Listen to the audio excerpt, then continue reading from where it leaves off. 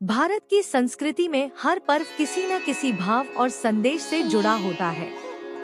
बसंत पंचमी ऐसा ही एक पावन पर्व है जो ज्ञान, विद्या, संगीत और नई शुरुआत का प्रतीक माना जाता है। यह पर्व माघ महीने की शुक्ल पक्ष की पंचमी तिथि को मनाया जाता है। पौराणिक मान्यता के अनुसार जब सृष्टि की रचना हुई तो संसार में सब कुछ था, लेकिन ज्ञान और वाणी का अभाव था।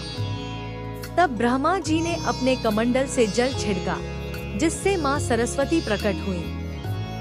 उनके हाथों में वीणा, पुस्तक और माला थी।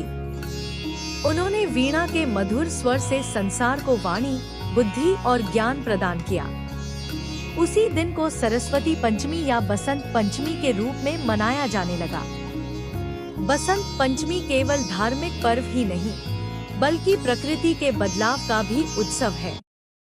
इस समय ठंड धीरे धीरे विदा लेती है और चारों ओर पीले फूल, सरसों के खेत और नई ऊर्जा दिखाई देती है।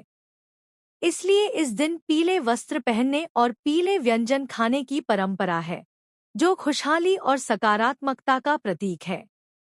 इस दिन विद्यार्थी, कलाकार, लेखक और संगीतकार विशेष रूप से माँ सरस्वती की पूजा करते हैं और अपने जीवन में ज्ञान व सद्बुद्धि की कामना करते हैं।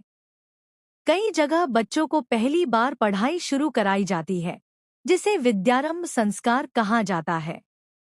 इस प्रकार बसंत पंचमी हमें यह सिखाती है कि ज्ञान ही जीवन का सच्चा प्रकाश है और हर नई शुरुआत माँ सरस्वती के आशीर्वाद से ही सफल होती है।